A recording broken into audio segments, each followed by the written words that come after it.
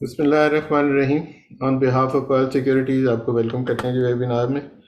Last week को हम अगर रिकैप करें तो जो टेक टॉक में हमने डिस्कस किया था वो सपोर्ट जोन की कॉन्फ्रेंस की बात की थी। 43,800 और 44,000 का जो एक कॉन्फ्रेंस जोन है या सपोर्ट जोन जिसको कह लें, उसकी बात की थी और उसकी बेसिस के ऊपर कुछ पॉइंट्स हमने काफ़ी डिटेल से डिस्कस किए थे, जिसमें साइक्लिक लो था, आरएसए की डाइवर्जेंस थी, फिबोनाची था, उसमें एक्सपोनेंशियल मूविंग एवरेजेस थी। तो उन काफ़ी डिटेल से हमने इसको कोई 10 पॉइंट्स थे जिनको हमने डिस्कस किया था। और उसके बाद अगर इंडेक्स की बात करें हम, तो इंडेक्स में हमने सपोर्ट जोन 44,630 की बात की थी और दूसरा जो सपोर्ट था 44,330 था। तो सपोर्ट जोन जो है वो, सेकंड सपोर्ट जो है वो टेस्ट हुई है। मार्केट 44,284 का लो लगा है लास्ट वीक। और अपर साइड पे अगर देखें तो 45,100 मार्केट ने लगाया है। मार्केट एक रेंज के अंदर ही चल रही है और जो क्लोजिंग आई है वो 44,477 की है। तो इसी तरह ही हम आगे चलते हैं, आज का टेक टॉक स्टार्ट करते हैं। थोड़ा सा फॉर्मेट हमने जो चेंज किया है वो हमने लास्ट वीक अपने क्लाइंट्स के साथ मंडे को एक फोर जो स्क्रिप्ट्स थे वो हमने टॉपिक्स जो वो शेयर किए थे उनको हम आज टॉपिक्स के फॉलो में करेंगे। तो टेक टॉक से स्टार्ट करते हैं। Over to Faraz. आज हम फराज के साथ डिस्कस करेंगे why one should place stop loss. ये हम काफ़ी दफ़ा डिस्कस कर सकें, बट सिग्निफिकेंस इसकी मज़ीद क्या होती है क्या नहीं, तो हम ये बार बार इसको एम्फसाइज भी करते हैं। तो ओवर टू फराज। जी अस्सलाम वालेकुम सर। बिल्कुल, आप स्टॉप लॉस की बात करेंगे आज हम, ठीक है। और जितना इसके ऊपर बात करनी करें उतनी कम है, ठीक है, क्योंकि हमेशा हम जब भी अपने टेक्निकल्स को फॉलो करते हैं या इनके लेवल्स को देखते हैं तो टेक्निकल्स में सबसे पहले जो चीज़ आती है वो हमेशा स्टॉप लॉस को कंसीडर किया जाता है। और मैं हमेशा ये कहता हूँ कि अगर कोई आपको कोई ट्रेड प्लान दे रहा है तो आप सबसे पहले उससे ये ज़रूर पूछेगा कि भाई स्टॉप लॉस कितना है, ताकि आपको पता चल जाए कि इस ट्रेड में रिस्क कितना है और आप कैसे जो है एक बड़े लॉस से बच सकते हैं एक छोटा लॉस करके। सो स्टॉप लॉस जिनको बिल्कुल बहुत से लोग जो होते हैं वो फ्रेश हैं, स्टॉक मार्केट में नए नए हैं, ठीक है, उनको नहीं पता है स्टॉप लॉस क्या होता है। स्टॉप लॉस बेसिकली आपकी कोई भी स्क्रिप्ट में या आपकी किसी भी शेयर की कोई इन्वेस्टमेंट होती है, उसमें आपने उसको बाय किया है फॉर एग्जांपल 100 रुपीज़ पे, और अगर आप उसमें स्टॉप लॉस रखना चाह रहे हैं, ठीक है, आप अपने ट्रेडर से अपने सॉफ्टवेयर पे या अपनी ऐप के थ्रू आप उसको, एक की होती है, आप उसके थ्रू प्लेस कर सकते हैं। अपने ट्रेडर से आप स्टॉपर के नाम से पूछ सकते हैं कि स्टॉप लॉस कैसे प्लेस किया जाता है। सो आप मैनुअली भी उसको क्लोज कर सकते हैं अपनी ट्रेड को। फॉर एग्जांपल अगर आपने 100 रुपीज़ पे कोई स्टॉक बाय किया है और आप सिर्फ 1000 शेयर्स हैं, सिर्फ 4000 रुपीज़ का लॉस लेना चाहते हैं, तो आप 96 पे निकल जाएं, एग्जिट ले लें, ठीक है। ये ना हो कि वो स्टॉक फिर 70 रुपीज़ पे आ जाए, जहाँ पे आपका लॉस 4000 का हो रहा था वहाँ आपका लॉस 30,000 में कन्वर्ट हो जाए। सो स्टॉप लॉस को ज़रूर प्लेस करें। टेक्निकल्स को फॉलो करने का तरीका ही यही है कि सबसे पहले आप अपना स्टॉप लॉस डिफाइन करते हैं। सो एक दफ़ा रिव्यू करते हैं हम कि हमने अभी तक की जो 100 इंडेक्स के ऊपर ट्रेड प्लान्स को डिस्कस करते थे और जिस तरह से हम इसको लेके चले वो क्या था। सबसे पहले यहाँ से हमारी बाय कॉल थी 29,800 पे। यहाँ से फर्स्ट टारगेट था हमारा 32,000 का। जब वो ब्रेक हुआ तो एक कॉल थी टेक्निकल्स के ऊपर कि मार्केट जो है वो वी शेप रिकवरी करेगी। वी शेप रिकवरी ये थी कि जहाँ से टूटी है 42,000 के करीब, 43,000, वहाँ पे जाके इसको रीटेस्ट करेगी।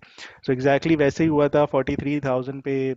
फिर यहाँ से हमारी करेक्शन की कॉल थी और एग्जैक्ट टूवर्ड्स थी 38,500, एग्जैक्ट बॉटम पकड़ा था। अब यहाँ पे स्टॉप लॉस 37,000 का रखवा के एक ब्रेकआउट का कहा था कि कंसोलिडेट होगी मार्केट यहाँ पे कुछ दिन, और उसके बाद ये ब्रेकआउट करने के बाद एग्जैक्ट जो हमारा नेक्स्ट टारगेट था वो 47,200 का था, जो कि हिट हुआ। फिर यहाँ पे भी हमने करेक्शन की कॉल दी थी और पहले से ही बता दिया था कि 42,700 के करीब जाएगी, करेक्ट होगी, वहाँ पे बाय कॉल बनती है, बाय अटेम्प्ट बनती है। यहाँ बाय किया, स्टॉप लॉस हमने 42,000 का रखा और उसके बाद हम इसको राइट करते गए। तो स्टॉप लॉस हमारा 42,000 से 700 के बाद से हम स्टॉप लॉस को ट्रेल करते गए। अब स्टॉप लॉस को ट्रेल करने का ये मतलब है कि जूं जूं हम आपका इंडेक्स 45 हुआ, 46 हुआ, हमने अपना स्टॉप लॉस बढ़ा दिया। तो जब इंडेक्स आपका 48,000 के करीब गया या 48,800 पे, हमारा जो स्टॉप लॉस था 42,700 की राइट जो हमने ली थी, वो स्टॉप लॉस कन्वर्ट करके या ट्रेल करके हमने उसको 45,900 पे रख दिया था। अब जब मार्केट यहाँ 48,100 के करीब गई, हम एक्सपेक्ट कर रहे थे कि अपसाइड ब्रेकआउट होगा, लेकिन मार्केट का कैरेक्टर चेंज हुआ। वो हमने हाईलाइट भी किया था अपने इन वेबिनार्स में, और उसके बाद फिर 45,900 का जो स्टॉप लॉस था, अगर आप वहाँ पे भी निकलते मार्केट से, एग्जिट लेते जो ट्रेलिंग स्टॉप लॉस था, सो वहाँ पे भी आप जो 45,900 के स्टॉप लॉस से 43,000, ये जो 2,000 पॉइंट्स निकले मार्केट से स्टॉप लॉस हिट होने के बाद, इस 2,000 पॉइंट्स में ब्लड बाथ फेज था, जो स्क्रिप्ट्स थी वो तकरीबन दो दो तीन तीन फ्लोर्स लगा गई थी। सो 45,900 का जब स्टॉप लॉस हिट हुआ, तो इसका ये मतलब था कि मार्केट से एग्जिट लेना चाहिए या कैश पे आ जाना चाहिए, जो हम काफ़ी टाइम से हाईलाइट कर रहे थे कि जब तक ये ब्रेकआउट 48,100 का नहीं होता, सो मार्केट को फिलहाल कैश पे रखें और कोई फ्रेश बाइंग नहीं करते। अगर आप कर भी रहे हैं, ठीक है, तो स्टॉप लॉस के साथ करें। अब इसकी कुछ एग्जांपल्स, हम ये तो स्टॉप इंडेक्स के ऊपर बात कर रहे हैं, तो इंडेक्स के ऊपर तो ट्रेड होती नहीं है, तो इसकी कुछ एग्जांपल्स हम देख लेते हैं, जो रीसेंट टाइम्स में जो ट्रेड प्लान्स थे जो यहाँ पे शेयर किए गए यूट्यूब पे, ठीक है, एग्जांपल के तौर पे बता रहा हूँ। ये 21 अगस्त को हमारा एक ट्रेड प्लान था एसगार्ड 9 का, एएनएल का, जिसमें स्टॉप लॉस 26.50 का कहा था, और ये दो सपोर्ट लेवल्स बताए थे कि 27.60, 26.70। अगर आप इन दो लेवल्स पे बाय करते हैं स्प्लिट करके, ठीक है, तो आपकी एवरेज बनेगी 27 के करीब। सो 0.5 या 50 पैसे का स्टॉप लॉस मेरे ख्याल में एक रीजनेबल होता है। अगर आपने 10,000 शेयर्स लिए हैं, तो सिर्फ 5,000 रुपीज़ का आपको स्टॉप लॉस पे नुकसान हो सकता है। सो वो 5,000 के लॉस को बुक कर लेना चाहिए था। अब चूंकि अब स्टॉप लॉस की आप यहाँ पे सिग्निफिकेंस देखें, बहुत बड़ा टेक्निकल्स के ऊपर जब लेवल ब्रेक हुआ है 26.50 का, वो शेयर की वैल्यू देखें आप, टूटती हुई 18 रुपए हो गई। जो आपके 10,000 शेयर थे जो उस टाइम 2,65,000 की वैल्यू थी, आज उसकी वैल्यू हो गई है तकरीबन 1,90,000 के करीब। सो अगर आप स्टॉप लॉस यहाँ पे हिट करा देते, तो आप अपने 70,000 रुपीज़ सेव कर सकते थे। उस 70,000 में आपके पास तकरीबन 4-5 हज़ार ANL अब दोबारा मिल सकता था। सो स्टॉप लॉस जब भी हमारी तरफ से ट्रेड प्लान जाते हैं, स्टॉप लॉस उसमें सबसे पहले होता है, और यही कहा जाता है कि स्टॉप लॉस लाजमी इसको फॉलो कीजिएगा। रेजिस्टेंस जो है, टारगेट प्राइस है, वो बात की बात है, सबसे पहले स्टॉप लॉस आता है। एक और एग्जांपल देख लेते तो हैं फराज, जी। एक सेकंड में आपको जी थोड़ा सा सर। इंटरप्ट करूंगा यहाँ पे कि इसमें थोड़ी सी रिस्क रिवॉर्ड रेशो की भी हम बात करते रहे। जब स्टॉप लॉस आइडेंटिफाई होता है तो हम उस वक्त ये भी बात कर, हमने बीच में कुछ वेबिनार्स में ये भी डिस्कस किया था कि रिस्क रिवॉर्ड क्या है, कि मतलब अगर आप 5,000 का लॉस आप कर रहे हैं तो आप गेन क्या ले रहे हैं। तो जी उस गेन को भी अगर आप थोड़ा सा साथ एक्सप्लेन कर दें, ताकि हाँ तो आइडिया बिल्कुल। हो जाए कि हम 5,000 का लॉस किस रेशो के मतलब पॉइंट ऑफ व्यू से हम देख रहे हैं। ओके, अगर आपके पास यहाँ पे 10,000 थे, 2990 का अगर फर्स्ट टारगेट है, और आपकी एवरेज 2770 की बन रही है, तो आपके पास जो है वो 27,000 रुपीज़ का रिवॉर्ड बनता है। तो रिस्क जो था 5,000 का था, रिवॉर्ड आपका 25 या 27,000 का था। रिस्क रिवॉर्ड के हिसाब से एक बेहतरीन ट्रेड थी। तो जब तक आप अपने रिस्क को डिफाइन कर रहे हैं कि यार मैं 5,000 रुपये का चांस लेके I am going for 25,000 rupees, तो वो मेरे ख्याल में एक बेहतर रिस्क रिवॉर्ड होता है। अब अगर GHNI की बात करें, ये भी एक ट्रेड प्लान था। अब टेक्निकल्स के ऊपर ये हायर हाइज हायर लोज एक असेंडिंग चैनल में था। हम एक्सपेक्ट ये कर रहे थे कि ये ऐसे दोबारा से इसको टेस्ट करेगा, इस ट्रेंड लाइन को यहाँ से बाउंस करेगा। लेकिन हुआ क्या कि ऑब्वियस सी बात है, मार्केट है, no one can be 100%, no one can be, या चार्ट्स के ऊपर आप ये टेक्निकल्स जब फेल होते हैं, स्टॉप लॉस इसीलिए रखा जाता है। जब ये पैटर्न फेल हुआ, तो स्टॉप लॉस क्या था आपका, 277 का था। अच्छा, अब यहाँ पे सपोर्ट जोन क्या बताई हुई है, 280-82, यानी कि आप 5-6 रुपए का स्टॉप लॉस रख रहे हैं, और रिवॉर्ड आप देख रहे हैं, अगर आपके पास 1,000 शेयर है, अगेन 5,000 रुपीज का आप रिस्क ले रहे हैं, और रिवॉर्ड अगर आप 300 को टारगेट कर रहे हैं, तो इसका ये मतलब है कि आप 18,000 रुपीज टारगेट कर रहे हैं। सो इसका ये मतलब कि 5,000 का लॉस, 18,000 का रिवॉर्ड। अब अगर आपने स्टॉप लॉस यहाँ पे नहीं रखा, ठीक है, तो वो जो 5,000 का लॉस था, वो आज प्राइस चल रही है 190 के करीब, अगेन 70,000 रुपीज आप अपने साथ अब इस लॉस को कैरी करते हुए आ रहे हैं। सो स्टॉप लॉस की सिग्निफिकेंस एग्जाम्पल के साथ मैं इसलिए बता रहा हूँ कि बहुत आसान है। अगर आप टेक्निकल्स को फॉलो कर रहे हैं, अगर आप टेक्निकल्स को फॉलो कर रहे हैं, आप इस वीडियो को देख रहे हैं, so it means you have to give some respect to stop loss level as well. ऐसा ना हो कि आप टेक्निकल्स को देखते हुए ट्रेडर बने हुए हैं, लेकिन जब ये स्टॉप लॉस हिट होता है, आप सिर्फ इस उसमें कि यार छोड़ो, कौन बेचेगा, कंपनी तो चल रही है, ये मेरी इन्वेस्टमेंट है, सो आप फौरन ही फ्लिप कर जाते हैं अपने ट्रेड प्लान से। आप टेक्निकल ट्रेडर से आप इन्वेस्टर बन जाते हैं। सो ये जो माइंडसेट है, ये बड़ा गलत है। और किसी भी काम में जब आप जाते हैं, आप चाहे ट्रेडिंग कर रहे हैं, आप का कोई भी प्रोफेशन है, आप चाहे इंजीनियर हैं, डॉक्टर, आपकी सर्जरीज कभी भी 100% नहीं होंगी। ठीक है, तो जिंदगी में कभी भी आपके जो डिसीजंस होते हैं किसी भी फील्ड से, वो 100% नहीं होते। एज अ ह्यूमन आप 100% नहीं चल सकते। सो अगर आप स्टॉप लॉस को मैनेज कर रहे हो, टेक्निकल्स को समझ रहे हैं, ठीक है, तो मेरे ख्याल में ये बहुत ही ज़बरदस्त, अगर आप टेक्निकल्स को फॉलो करते हैं स्टॉप लॉस के साथ, तो आप अच्छे पैसे भी बचा सकते हैं और पैसे भी बना सकते हैं। सो चाहे वो आप एज अ रिटेल ट्रेडर हो, या मैं एग्जांपल, ये मैंने पहले भी हमने इस टॉपिक को के ऊपर बात की हुई है कि वॉरेन बफे जैसा जो ट्रेडर है वो भी स्टॉप लॉस रखता है, उसकी भी गोल्ड की ट्रेड्स में स्टॉप लॉसेस हिट हुए थे। सो स्टॉप लॉस को ज़रूर आप लोग जो है वो रिस्पेक्ट और दिया करें। जी सर। जी थैंक यू, काफ़ी डिटेल यहाँ से पे हमने ये बड़ा यहाँ इंपॉर्टेंट। जी जी सर, यहाँ पे मैं एक और चीज़ ऐड कर देता हूँ। हम ये हमेशा कहते हैं कि ट्रेंड इज़ अ फ्रेंड। एक और चीज़ मैं यहाँ पे ऐड करता हूँ कि stop loss is your best friend. ठीक है, तो जहाँ आपका ट्रेंड फ्रेंड है, वहाँ पे स्टॉप लॉस आपका बेहतरीन दोस्त है। जी सर। जी, काफ़ी डिटेल से हमने आज स्टॉप लॉस को डिस्कस किया है। अब पहले भी हम काफ़ी इस पे डिटेल से बात करते हैं।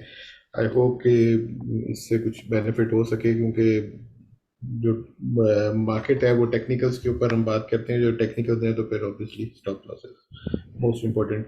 जी फराज, आगे चलें और इंडेक्स व्यू के ऊपर हम कमिंग वीक के लिए इंडेक्स का हमारा क्या सपोर्ट और रेजिस्टेंस एरियाज है। जी सर, इस हफ्ते टेक टॉक में हम स्टॉप लॉस को भी यूं भी डिस्कस कर रहे थे कि टेक्निकल्स के ऊपर कोई खासा ज़्यादा कोई ख़ास एक्टिविटी हमें नज़र नहीं आई। एक रेंज में रही है मार्केट 1000 पॉइंट्स के। सो वैसे ही ये पॉइंट्स टेबल स्टिल आपका बेयर्स का वही पॉइंट्स स्टिल वैलिड हैं, बुल्स के स्टिल वैलिड हैं।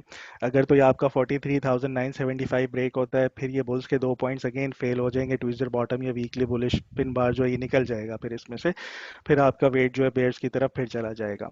अच्छा, इस हफ्ते दो चीज़ें देखने में आई हैं जो बेयर्स के लिए। एक तो जो कैरेक्टर था, एक डेड कैट बाउंस का या आप बाउंस का कह लें, वो एक खास नहीं था, बुल्स के लिए कोई अच्छी बात नहीं है।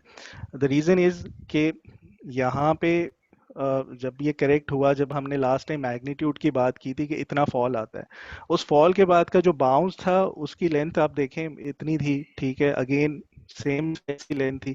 लेकिन इस दफ़ा उस मैग्नीट्यूड के बाद का जो बाउंस है वो कोई ख़ास मज़ेदार नहीं है। इस बाउंस बाउंस को एटलीस्ट 45,900 होना चाहिए था इस हफ्ते जो गुजर गया, या जो कमिंग वीक है उसमें भी हम एक चांस दे सकते हैं कि यहाँ से एटलीस्ट जाके इतनी फॉल तो दे, राइज तो दे 45,900 की। सो ये एक अच्छा साइन नहीं मुझे नज़र आया। मैं कन्विंस नहीं हूँ इस बाउंस से कि ये एक अच्छा बाउंस है। फिर उसके बाद दूसरी चीज़ जो अच्छी देखने में ये आई है कि मैं हमेशा से ये कहता हूँ कि जब आपके वॉल्यूम्स श्रिंक हो जाते हैं, यहाँ पे बिल्कुल डल वॉल्यूम्स हो गए थे, फ्राइडे को बहुत डल था 100 इंडेक्स का वॉल्यूम।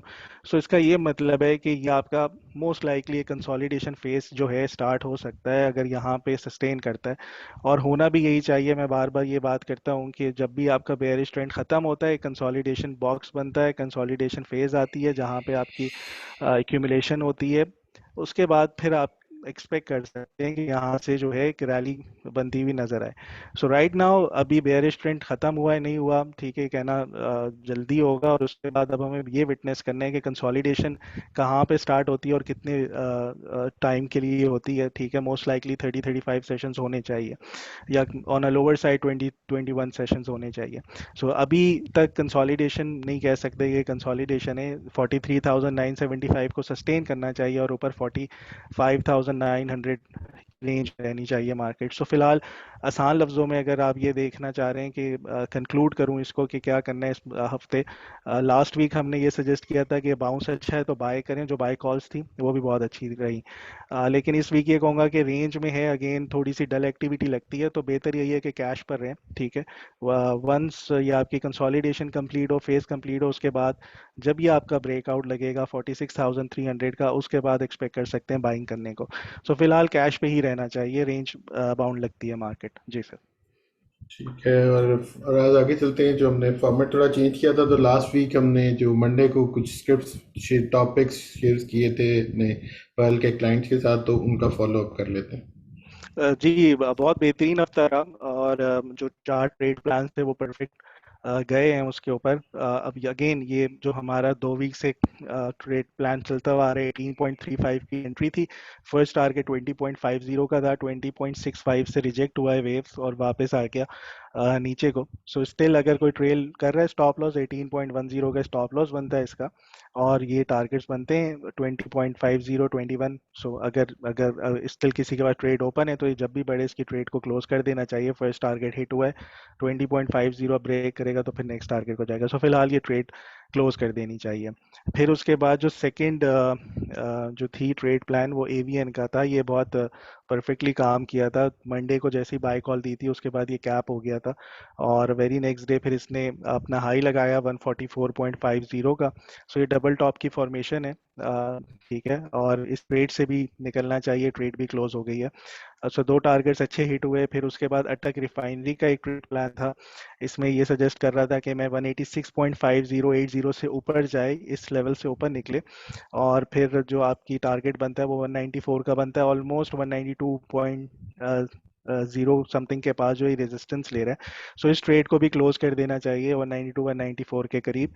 और अगर स्टिल आप देखना चाहते हैं, इसको बाय करना चाहते हैं, बहुत अच्छा बेरिश बुलिश रिवर्सल पैटर्न बना हुआ था, A B equals to C D. अगर अगेन अटेम्प्ट करना चाह रहे हैं इसके ऊपर तो 170s में देखें, 168 के स्टॉप लॉस से। फिर उसके बाद जो चौथा ट्रेड प्लान था वो सुई नॉर्थ का था। इसका स्टॉप लॉस हिट हो गया। इसकी फर्स्ट प्रायोरिटी यही थी इस ट्रेड प्लान की कि 48.50 से ऊपर निकले, इसका ब्रेकआउट लगे तो फिर बाय कीजिएगा, अदरवाइज नहीं। सो 48.50 का ही हाई लगा है तकरीबन, और उसके बाद ये रिजेक्ट हुआ वहां से। सो रेजिस्टेंस बहुत ज़बरदस्त तरीके से प्ले की है इसके ऊपर। और अगर नीचे अगर किसी ने बाय अटेम्प्ट्स किए हैं सपोर्ट लेवल्स पे 47 एंड 45 पे, तो उसका स्टॉप लॉस 44.40 का बनता है। सो एवरेज करें इन दो सपोर्ट लेवल्स को, ₹1.60 का स्टॉप लॉस है, जो कि कुछ भी नहीं है।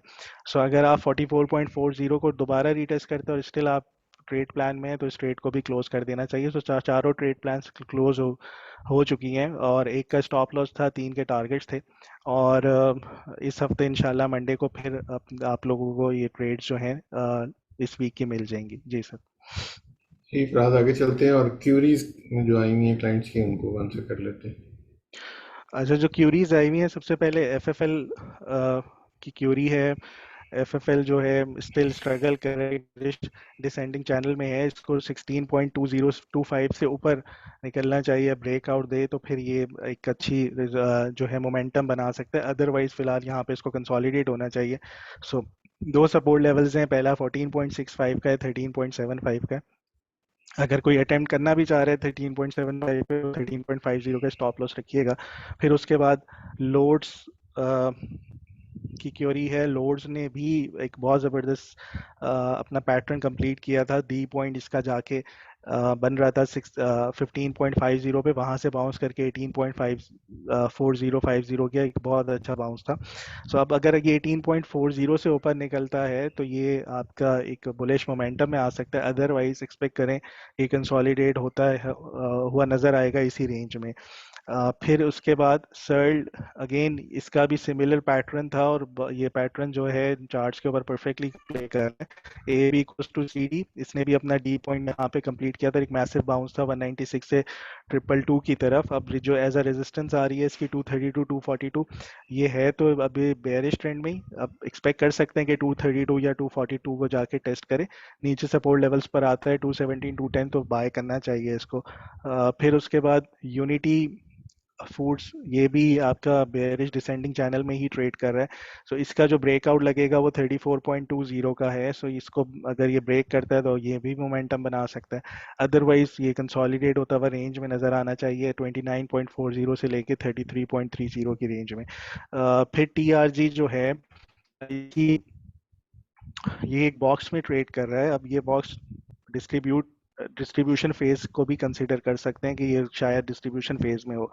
अब कंफर्मेशन कैसे होगी? अगर ये 148 का लेवल जो है इसको ब्रेक कर देता है तो फिर ये हो सकता है कि नीचे को चलना शुरू हो जाए, फिर एक शॉर्ट सेलिंग बनती है 148 से नीचे की क्लोजिंग में। अगर ये 148 को सस्टेन करता है तो यहाँ से इसको बाय कर सकते हैं 164 168 को। तो ये दो सपोर्ट लेवल्स हैं। अगर आप 150 152 के करीब बाय कर रहे हैं तो 147.80 का स्टॉप लॉस होना चाहिए। ये काफ़ी सिग्निफिकेंट लेवल है 148 का, इसको ज़रूर फॉलो कीजिएगा। फिर बाय को जो है अ, ये perfect A B equals to C D नहीं है। A B equals to C D के लिए सी पॉइंट को एटलीस्ट 38% की रिट्रेसमेंट दिखानी पड़ती है। सो ये सपोर्ट लेवल्स इसके 7.30 6.75 के हैं। First resistance 7.9 8.15। ये जो 8.15 का जो लेवल है बहुत इंपॉर्टेंट है, इससे ऊपर की क्लोजिंग इसका मोमेंटम बना सकती है एक अपसाइड का। सो 8.15 से जब तक ये नीचे ये स्ट्रगल करता हुआ नजर आएगा। फिर फौजी सीमेंट जो है इसकी क्योरी है। फौजी सीमेंट के दो सपोर्ट लेवल्स हैं 16.15 15.60। सो ये जो 15.60 ये एक इम्पॉर्टेंट सपोर्ट लेवल है। ये भी फिलहाल रेंज में ही इसको कंसोलिडेट होना चाहिए, जो कि बनेगी 15.65 से 18.25 के दरमियान। सो 18.25 अब इसके लिए इम्पॉर्टेंट की बैरोमीटर होगा। इससे ऊपर निकलता है तो ये फर्दर अपसाइड दिखा। पीएसओ जो है ये भी सिमिलर पैटर्न पे है। इसकी A B equals to C D complete हो गई थी, वहाँ से बाउंस किया, लेकिन बाउंस ज़्यादा मज़ेदार नहीं रहा। सो फर्स्ट रेजिस्टेंस 203 की है, सेकंड रेजिस्टेंस 210 की है। इसके लिए 210 का इंपॉर्टेंट लेवल है। जब तक ये इससे नीचे है सो ये स्ट्रगल करता हुआ नज़र आएगा। अब जो नीचे जो सपोर्ट लेवल्स बनती हैं वो 190 और 184 की है। फिर उसके बाद आईएसएल की क्यूरी है। आईएसएल के दो सपोर्ट लेवल्स हैं। पहला 75.3 का, 72.15 का। 72.15 इंपॉर्टेंट सपोर्ट लेवल है, और ऊपर 79.40 को वॉच लिस्ट में रखें। अगर तो ये ब्रेक करता है तो फिर 84 तक की अपसाइड इसमें नज़र आएगी। फिर डबल जी एल जो है ये मोस्ट लाइकली इस वीक जो है एक्स हो जाएगा। सो एक्स होने के बाद जो इसके सपोर्ट लेवल्स हैं वो क्या बन सकते हैं। पहली 30.55, दूसरा 29.10, ये सपोर्ट लेवल्स हैं। फर्स्ट रेजिस्टेंस 34.10 की है, 35.60 की है। ऑब्वियसली जब ये एक्स होगा तो गैप बनाएगा, तो गैप फिल करने ऊपर आ सकता है। तो इन सपोर्ट लेवल्स पे अटेम्प्ट करना चाहिए। जी सर। जी thank you very much Faraz. अब काफ़ी डिटेल से हमने क्यूरीज को भी आंसर कर लिया। हमारा ईमेल एड्रेस आपके पास है technicals@pearlsecurities.com। आपकी कोई भी क्यूरी हो तो आप उस पर हमें ईमेल कर सकते हैं। और हमारे ब्रांचेस के एड्रेस हर स्लाइड की हर वेबिनार के एंड में स्लाइड की फॉर्म में दिए हुए होते हैं। आप जो अगर नया अकाउंट ओपनिंग के रिलेटेड कोई इन्फॉर्मेशन लेना चाहे तो हमारे ब्रांचेस में कांटेक्ट कर सकते हैं। तो इस वीक के लिए इतना ही। इंशाल्लाह नेक्स्ट वीक दोबारा मुलाकात हो। तब तक के लिए अल्लाह हाफिज़ and thank you very much.